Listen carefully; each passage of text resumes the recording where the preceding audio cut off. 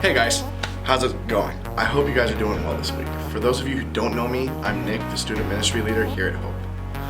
Let's start with telling you guys about what events we have to offer you throughout the week. On Thursday nights, we have a girls' Bible study at 8 p.m. and it's live through Zoom. We also have an 8 p.m. boys' Bible study on Thursdays that's also live through Zoom. After these Bible studies, we all get together at 9 p.m. on Thursday night and we all play Fortnite together.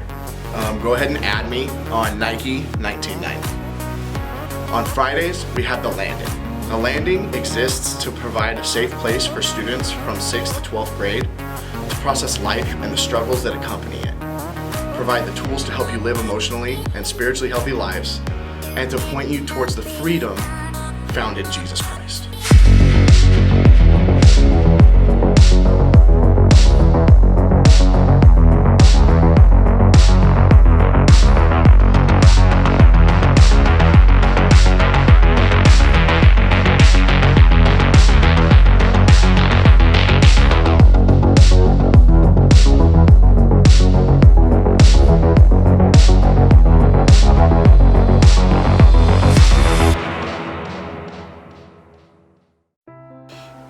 We live in a world where we use the word hate and love pretty loosely.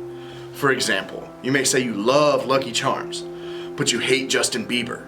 You may say you love Marvel movies, but you hate cats. You get the idea. We live in a love-hate culture. Love is a big deal to all of us. Most of the biggest movies and theaters have a love story attached to them.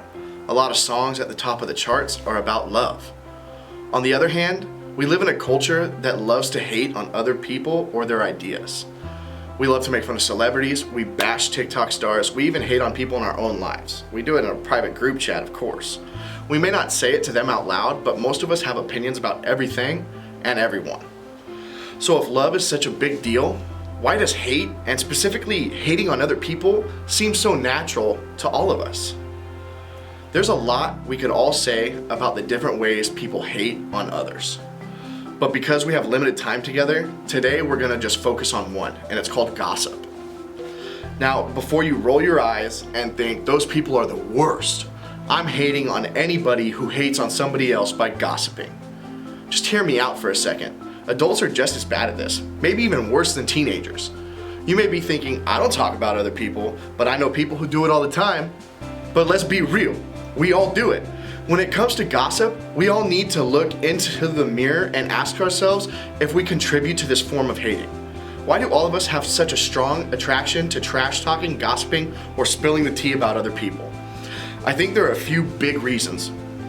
The first is it's easy to bond this way. I mean, come on, is there a better way to get in with a group of people than by sharing some tea that they haven't heard and connecting through that kind of conversation? Sometimes it can be fun. It's highly entertaining to be the first person to know the details or to be in the middle of breaking news about others. It could be our insecurities. If we could point out what's wrong with other people, it helps us cover up what we feel insecure about ourselves inside. Like I already mentioned, gossip is not a high school thing. It's a people thing. We all know adults, teachers, and parents who share a little too much.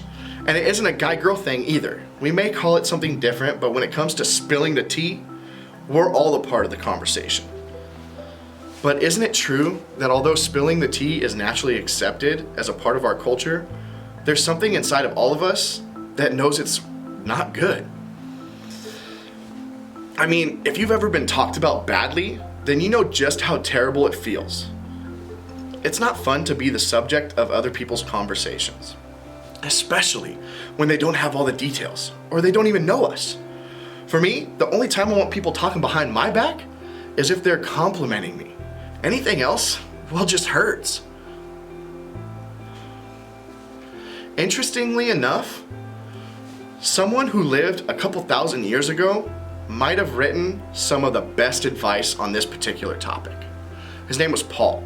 His life was dedicated to starting churches and telling people about Jesus.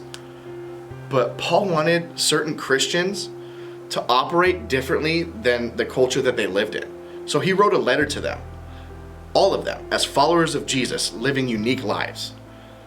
Here's what he had to say.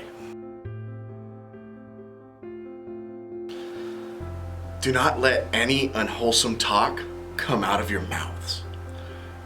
In this one sentence, Paul makes it clear that talking trash or gossiping rots friendships, relationships, and reputations. This isn't what we want to produce with our lives, is it? We don't want to be people who put out a rotten vibe. When we talk about people who participate while someone else does, we're actually contributing to the rotting of some of the things that matter most to us and the people around us. In fact, not only does it rot things around you, it might actually be an indication of something unwholesome inside of you. Jesus himself talked about this.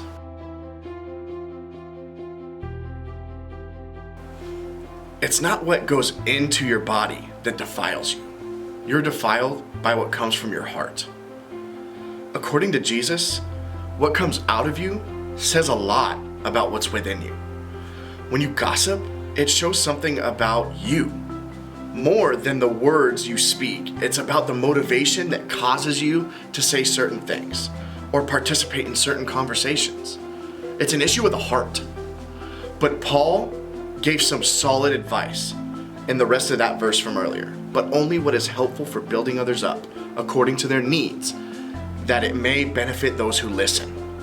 In other words, if you choose to put the needs of others ahead of your own, and when you think about the person instead of just judging them, you'll stop yourself from gossiping. You'll think about them before you speak about them. Imagine for a moment if we let love be what we're all about.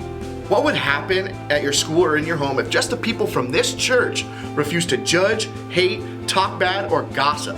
Imagine if we chose to be people who use words to help build others up instead of tear them down.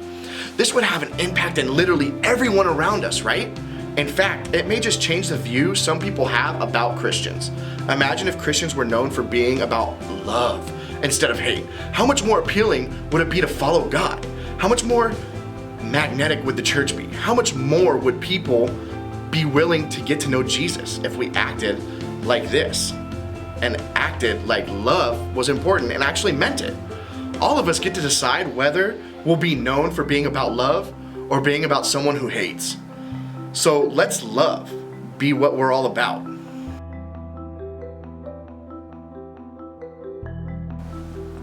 I look forward to seeing you all in our live Zoom events this week. I love you all and I miss you so much. I'll see you next week where we'll talk about how we can let love be our filter. Later, guys.